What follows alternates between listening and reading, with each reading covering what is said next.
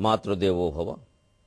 క్షీరాబ్ధిం జనించనంటనొక ఆశీర్వాద వాక్యము.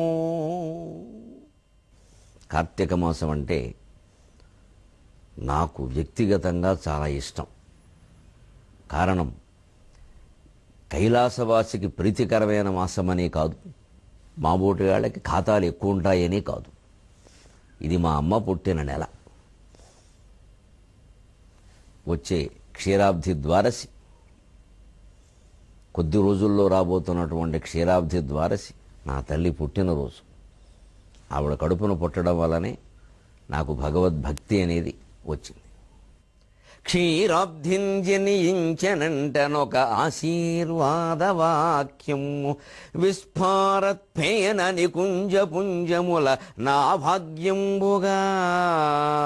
క్షీరాబ్ధిం జనించనంట ఒక ఆశీర్వాద వాక్యము. విస్ఫారత్ఫేన నికుంజ పుంజముల నా భాగ్యంబుగా. దాని నోరారన్ పిల్చెదనమ్మయంచు. దాని నోరారన్ పిల్చెదనమ్మయంచు. కవితా హయ్యంగ వీనమ్మును ఆ క్షీరద్వాదశి నాకు సంగెను. కవితా హయ్యంగ వీనమ్మును ఆ క్షీరద్వాదశి నాకు సంగెను. హరిశ్రీ దృక్ప్రసాదంబుగన్ ఆ క్షీరద్వాదశి నాకు సంగెను. హరిశ్రీ దృక్ప్రసాదంబుగన్. క్షీరాబ్ధిం జనించెనంట ఒక ఆశీర్వాద వాక్యము. ఏబిఎన్ ఆంధ్రజ్యోతి ప్రేక్షక మహాశయులందరికీ నవజీవన వేదం అనే కార్యక్రమంలో 755వ భాగానికి స్వాగతం పలుకుతాం. క్షీరాబ్ధిం జనించనంట ఒక ఆశీర్వాద వాక్యం. విస్ఫారత్ఫేన నికుంజ పుంజముల నాభాగ్యంబుగా. నేను పుట్టి భగవద్భక్తుడనై, దేశభక్తుడనై సమాజాన్ని చైతన్యపరచాలి అనేటువంటి గొప్ప సంకల్పంతో నా తల్లి క్షీరాబ్ధి ద్వాదశి నాడు పుట్టింది. ఒక ఆశీర్వాద వాక్యంలాగా నా జీవితం మొత్తానికి, ఒక ఓదార్పులాగా, ఒక ధైర్యంలాగా, ఒక వేదసూక్తంలాగా నా తల్లి పుట్టింది. విస్ఫారత్ఫేన నికుంజ పుంజముల. పాలసముద్రంలోని నురగలలోంచి పుట్టింది నా తల్లి. నా భాగ్యంబుగా. అది కేవలం నా అదృష్టం. దాని నోరారన్ పిలిచేదని అమ్మయంచు. పాలసముద్రంలోంచి పుట్టినటువంటి జగదేకమాతని అమ్మా అని పిలవగలగడం ఎంత అదృష్టం.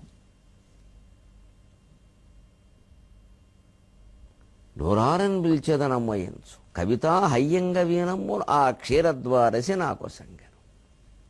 కవిత్వం హయ్యంగ వీనము లాంటిది. అంటే నిన్న పితికినటువంటి పాలల్లోంచి ఈవేళ తీసినటువంటి వెన్నని హయ్యంగ వీనం అంటారు. హ్యహ అంటే సంస్కృతంలో నిన్న, గవీనము అంటే ఆవు పాలకి సంబంధించింది. అంచేది హయ్యంగ వీనము అంటే నిన్న పితికిన ఆవు పాలు కాచి తోడుబెట్టి చల్లార్చిన తర్వాత పెరుగయ్యాక పితికితే చిలికితే ఈవేళ వచ్చినటువంటిది వెన్న. అదే తాజా వెన్న. దాన్నే హయ్యంగ వీనం అంటారు. చాలా చక్కని మాట సంస్కృతంలో. కవిత్వం తాజా వెన్న, అది నవనీతం. ఎప్పటికప్పుడే కొత్తగా వస్తాయి ఆలోచనలు. ఎంతోమంది చంద్రోదయాన్ని వర్ణించమన్నా, మళ్ళీ మాబోటి కవిని ఎవరినో వర్ణించమని అడిగితే కొత్తగా వస్తుంది. కొత్త భావన, కొత్త శబ్దాలు, కొత్త ఛందస్సులు, కొత్త ప్రయోగాలు, అంతా కొత్త. అదే కవిత్వం. కళ్ళంటేనే కొత్తది. పాతకంపు కొట్టేది ఎప్పుడూ కళ కాదు. విషయం పాతదే అయినా చెప్పే విధానం కొత్తగా ఉండాలి. అప్పుడు పాతవి కూడా మళ్ళీ చాలా అందంగా ఉంటాయి. సంసారంలాగే. సంసారం చాలా పాతది. ఎన్నో ఏళ్ళైంది పెళ్లి చేసుకుని. మరి ఎప్పటికప్పుడే కొత్తగా ఎందుకుంటుంది? దంపతులు దాని సరసంతో, శృంగారంతో, సరదా మాటలతో, అపూర్వమైన విశ్వాసంతో ఎప్పటికప్పుడు కొత్తది చేసుకుంటారు. అందువల్ల కొత్తదిగా ఉంటుంది సంసారం. చేసుకోలేకపోతే పాతకంపు కొడుతుంది, విసుగా వస్తుంది. అలా కొత్తది చేసుకోవాలి ఎప్పటికప్పుడు. దానికోసమే మనకు అనేక శాస్త్రాలు ఉన్నాయి, కావ్యాలు ఉన్నాయి. జీవితమేనా అంతే. హయ్యంగ వీణం లాంటిది. కవిత్వం తాజా వెన్న లాంటిదమ్మా. అది నాకు నీ దయ వల్ల వచ్చింది, కానీ నువ్వు క్షీరాబ్ధి ద్వారసి నాడు పుట్టడం వల్ల బహుశా ఆ లక్ష్మీ కటాక్షం, శ్రీహరి కటాక్షం కూడా ఆ పదార్థం మీద పడి ఉంటాయి. దేవుడికి నైవేద్యం పెట్టిన వెన్న మీద లక్ష్మీనారాయణుల దృష్టి పడితే ఇక అంతకంటే పవిత్రమైన పదార్థం సృష్టిలో ఉంటుందా? నా కవిత్వం అటువంటిది తల్లి. ఇప్పటి వరకు 10,863 పద్యాలు రాశాం. నా కవిత్వం అటువంటిది. ఈ క్షణం వరకు 10,863. దాని మీద నీ ఆశీర్వచనంతో పాటుగా లక్ష్మీనారాయణుల దృష్టి పడిందమ్మా నువ్వు క్షీరాబ్ధి ద్వారసి నాడు పుట్టడం వల్ల. అందుకని నీకు నమస్కారం తల్లి. క్షీరాబ్ధిం జనించనంటనొక ఆశీర్వాద వాక్యము విస్ఫారత్పేన నికుంజ పుంజముల నా భాగ్యంబుగా దాని నోరారంభించెదనమ్మయంచు కవితాహయ్యంగవీనమ్మును ఆ క్షీరద్వాదశి నా కొసంగెను హరిశ్రీ దృక్ప్రసాదంబుగన్. ఆ క్షీరద్వాదశి నా కొసంగెను క్షీరాబ్ధిం జనించనంట ఒక ఆశీర్వాదవాక్యం. సరిగ్గా ఈ ప్రార్థన కార్తీక మాసం సందర్భంగా ఎందుకు వచ్చిందో కానీ మా అమ్మ పేరు మీద సరిగ్గా మనం సాగరఘోష కావ్యంలో ఘట్టం కూడా క్షీరాబ్ధిలో జరించినటువంటి లక్ష్మీదేవి గురించే చెప్పుకునే దగ్గర ఉంది. ప్రాణంబుల్ కబళింప ఆస్తులును తత్స్వాధీనమైపోయే. ఎవరెవరో బలీయమైన దేశాల వాళ్ళు వచ్చి సముద్ర మార్గాల్లో ప్రయాణం చేసింది సాహసయాత్రలైనా ఆ ప్రాంతాలకు చేరాక దుస్సాహసాలు చేశారు. ఆ దీవులను ఆక్రమించారు. అందులో కూడా పోటీలు పడ్డారు. పోర్చుగీసు వారు, డచ్ వారు, ఫ్రెంచ్ వారు, ఆంగ్లేయులు అందరూ వాళ్ళ ఆస్తుల్ని కబళించారు. వాళ్ళని బానిసలను చేశారు. వాళ్ళ వస్తువులన్నీ లాక్కున్నారు. వాళ్ళ పశు సంపదను లాక్కున్నారు. పంటల్ని లాక్కున్నారు. ఇళ్లల్లో వస్తువులను లాక్కున్నారు. వాళ్ళని బానిసలను చేశారు.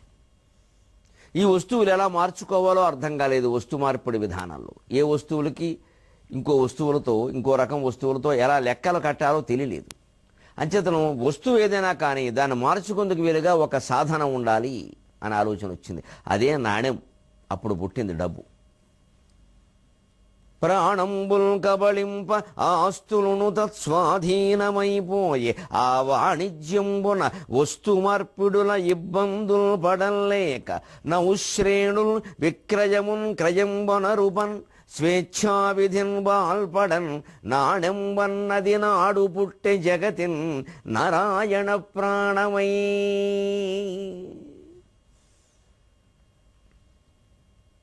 లక్ష్మీం క్షీరసముద్రరాజతనయాం శ్రీరంగధామేశ్వరీం దాసీభూత సమస్త లోక విభరితాం. ఆ లక్ష్మీదేవి జననం అటువంటిది.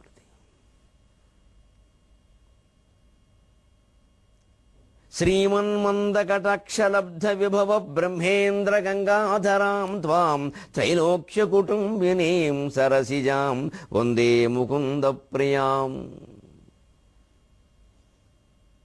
దాసీభూత సమస్త దేవ వనితాం లోకైక దీపాంకురాం.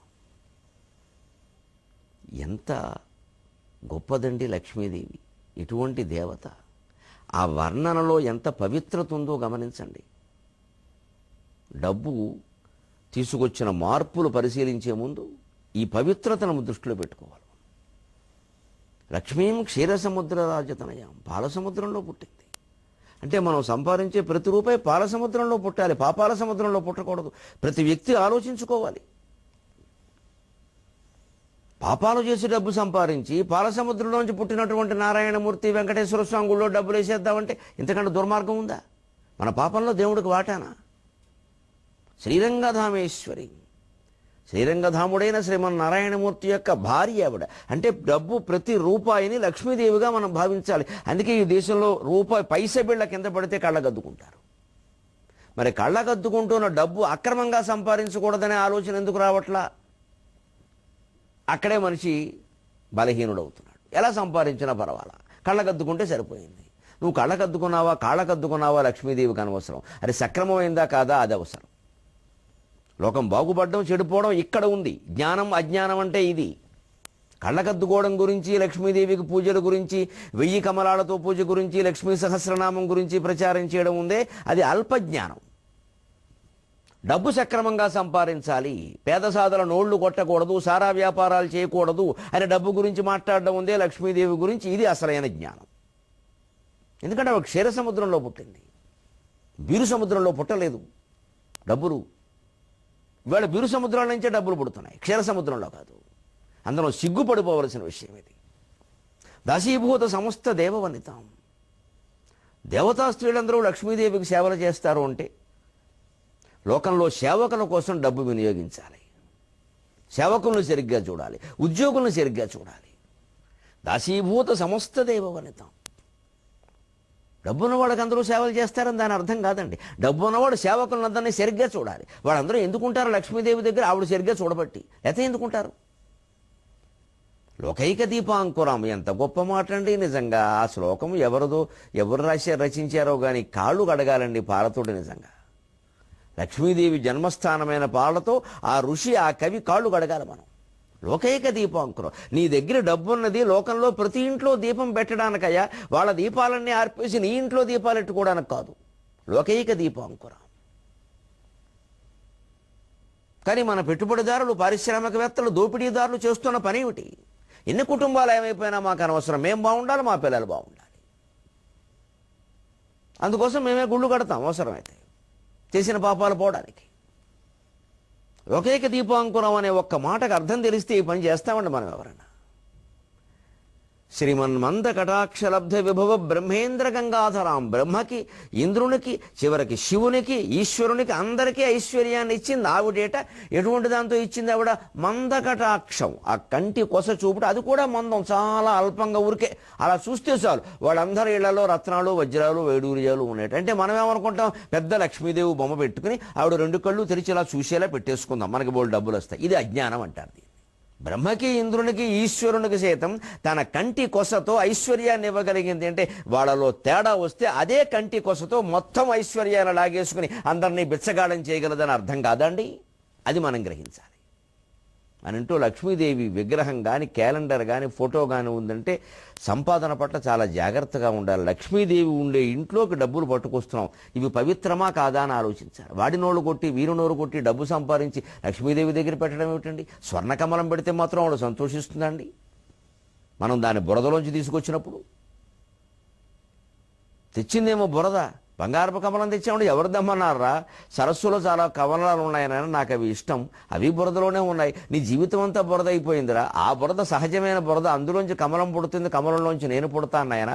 నీ జీవితం అనే పంకల నుంచి ఎవరూ పుట్టరయ్యా, మళ్ళీ పాపాలు, నరకాలు తప్ప అని లక్ష్మీదేవి స్పష్టంగా చెప్పడం లేదా?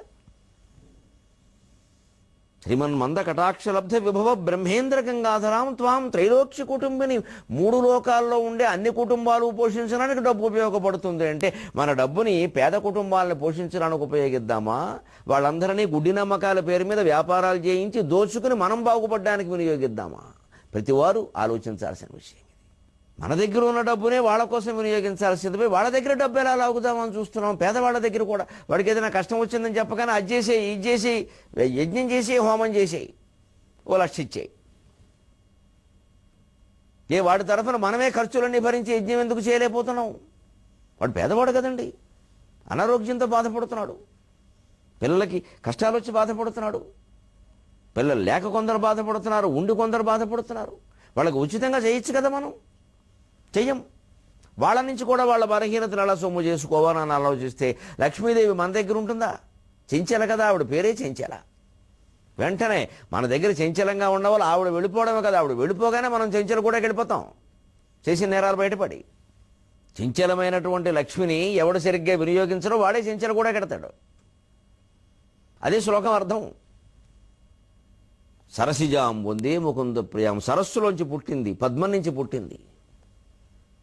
అంటే స్వచ్ఛమైనటువంటిది. మన డబ్బు స్వచ్ఛంగా ఉండాలి. ఒక 10,000 మనకు వచ్చింది, 1,000 రూపాయలు మనకు వచ్చింది అంటే ఇది ఎలా వచ్చింది, ఎక్కడి నుంచి వచ్చింది, దీని లెక్కల్లో చూపించామా లేదా? లేకపోతే రహస్యంగా దాచేసామా? రహస్యంగా దాచేయడం, ఆ లాకర్లో మళ్ళీ లక్ష్మీదేవి బొమ్మ పెట్టడం, అక్కడ ఒక అగరొత్తు పెట్టడం, ఇవన్నీ ఆవిడ సంతోషించే విషయాలకు. అసలు ఈ డబ్బు ఎలా వచ్చిందిరా సన్నాసి అని అడుగుతుంది ఆవిడ. లాకర్లోంచి పారిపోతుంది. ఇది లక్ష్మి. అందుకే ఆవిడ క్షీరసాగరంలో పుట్టింది. అందుకే నారాయణ ప్రాణం అన్నాడు ఈ కవి. పైగా ఆ లక్ష్మి ద్వారా మనం ఆ లక్ష్మీదేవిని సరైనటువంటి వినియోగం చేస్తే సరైన ఆరాధన, లక్ష్మీదేవి కాబట్టి ఆరాధన అనాలి, డబ్బు అయితే వినియోగం అనాలి. అంటే మనకు కావలసింది ఏదో మనం అనుభవించడం, ముందు కుటుంబ సభ్యులు పిల్లలు అంతా ముఖ్యమే. మిగిలిన డబ్బు మొత్తం సమాజానికి వెళ్ళిపోవాలి, ఏదో ఒక రకంగా వెళ్ళిపోవాలి. మన ఆదాయంలో మనమే ఇంత దానం చేయాలని పెట్టుకోవాలి ఖచ్చితంగా. ప్రతి వ్యక్తి తన ఆదాయంలో సగం తన కుటుంబ ఖర్చుల కోసం వినియోగించాలి, 4వ వంతు భవిష్యత్తు కోసం దాచిపెట్టుకోవాలి, 4వ వంతు దానం చేయాలి అని ధర్మశాస్త్రాలు స్పష్టంగా చెబుతున్నాయి. మనం అందరము దాన్ని అనుసరించాలి. అప్పుడు ఇంతంత డబ్బులు ఎవరి దగ్గర పెరగవు. ఏమైనా స్థిరాస్తులుంటే ధరలు పెరగడం వల్ల ఆస్తులు పెరిగాయని చెప్పుకోవాల్సింది డబ్బు రూపంలో పెరగదు. అది పెరిగింది మంచిదే, అది అమ్మేం వచ్చింది, మరి అందులో ఏం చేయాలో అది చేయాలి. ఇంకా పెంచేద్దాం, ఇంకా పెంచేద్దాం. అక్కడేమో శుభ్రంగా పొలం ఉంటే పొలం ఖాళీ చేయించేసి అక్కడ స్థిరాస్తి వ్యాపారం చేసి అపార్ట్మెంట్లు కట్టేద్దాం. జనాన్ని పెంచేద్దాం. జనాన్ని పెంచుతారు. ఇప్పుడు పొలం పండే చోట, అన్నం పండే చోట అపార్ట్మెంట్లు కడితే అన్నం పండకుండా ఆగిపోయింది. బియ్యం పండట్లేదు, ధాన్యం పండట్లేదు, అన్నం లేదు కదా, ప్రజలకు అన్నం లేదు. కానీ అక్కడ నీళ్లు, ఎంతమందికి నీళ్ళు ఎక్కడి నుంచి వస్తాయి? ఆ నీరు వచ్చే చోటనే పొలం పండవలసిన నీటిని మనం తాగడానికి వినియోగిస్తున్నాం. పంటలు ఎలా పండుతాయి? ఇవాళ పంజాబ్ హర్యానాలో గడ్డిని వృధాగా కాల్చడం వల్ల ఢిల్లీలో కాలుష్యం పెరిగింది అంటున్నారు. గడ్డిని వృధాగా కాల్చాల్సిన పరిస్థితి ఎందుకు వచ్చింది? పశువులకు ఆ గడ్డి వెయ్యాలా వద్దా? పశువులు ఏమైనాయి? గోవులనేమో చంపేస్తారా అడ్డగోలుగా? గోవుతో చట్టం ఉన్నా సరే ఎవడూ పట్టించుకోకుండా. గేదెలను కూడా కబేళాలకు పంపేస్తారా? 6 గేదెలను ఎక్కించే లారీలో 20 గేదెలను ఎక్కిస్తారా? మన పిల్లల్ని స్కూలుకి పంపేటప్పుడు 10 మంది పిల్లలు ఎక్కువ ఉంటే మనం అడగవాండి, అయ్యో పిల్లల్ని అలా ఇరికించారని ఆటో వాడిని, బస్సు వాడిని. మరి గేదెలను ఎలా పంపేస్తారండి లారీలో? అవి జీవులు కాదు, మనకు అక్కర్లేదు. అవి ఏమని అరిస్తే మనకే? అవన్నీ అరిచే అరుపులు, ఆ గోవులు, ఆ గేదెలు, ఆ పావురాలు, సెల్ ఫోన్ల కారణంగా చచ్చిపోతున్న పిచ్చుకలు, సమస్త జీవరాశి చేస్తున్న ఆర్తనాదాలే మానవ జాతిని వేళ పట్టి పీడిస్తున్నాయి. కాలుష్యం రూపంలో, రకరకాల భయంకరమైనటువంటి రోగాల రూపంలో. ఈ కాలుష్యం కారణంగా 2050 నాటికి ఏటా 55 లక్షల మంది క్యాన్సర్తో చనిపోతారట. సమస్త జీవరాశికి నష్టం కలిగేలా మనం అందరం ప్రవర్తిస్తూ, నేనొక్కడనే కదా, నేనొక్కదాన్నే కదా, మా ఇంట్లోంచే కదా చెత్త, మా ఇంట్లోంచే కదా కార్బన్ డైఆక్సైడ్ వచ్చేది, కాలుష్యం వచ్చేది, మా దాంతో ఎంత అవుతుందా? ఈ లెక్కలు కట్టుకోకూడదండి. మనం తగ్గిస్తే ఏమైంది? ఇలా ఆలోచించాలి. అప్పుడు డబ్బు నిలబడుతుంది. అలాంటి ఆలోచనలు డబ్బు గురించి చేయకపోతే డబ్బు ఎన్ని మాయలు చేస్తుందో సాగర ఘోష కవి చెబుతున్నాడు. ఇక్కడ తరంగం చెబుతోంది, ఇది మహామాయయ్యా. లక్ష్మీదేవి చెంచల అని ఎందుకన్నారంటే ఇది మహామాయ. ఎటువంటిది డబ్బు, ఎటువంటిది నాణ్యం అంటే, అరిగించుగాని అరగదు, కరగదు కరిగించుగాని ఘనమే ధనమే, తరుగును తరిగించునయా పెరుగును పెరిగించి మిమ్ము విరుగన్గొట్టు. అరిగించుగాని అరగదు, కరగదు కరిగించుగాని ఘనమే ధనమే, తరుగును తరిగించునయా పెరుగును పెరిగించి మిమ్ము విరుగన్గొట్టు. అరిగించు కాని అరగదు. నాణ్యం అరిగేలోగా మనం అరిగిపోతామండి జీవితంలో. అంత అడ్డగాడిదం చేసేస్తుంది డబ్బు.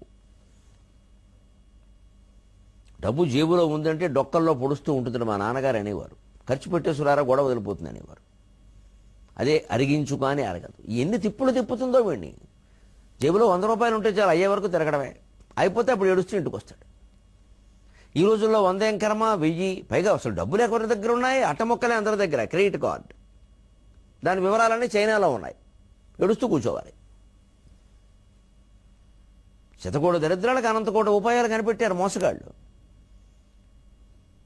ఇలా ఏటీఎం చాలా తేలికండి, ఇలా పెట్టామండి డబ్బులు వచ్చిందని పెట్టావు, దాంతోపాటు సమాచారం కూడా లోపల పెట్టావు.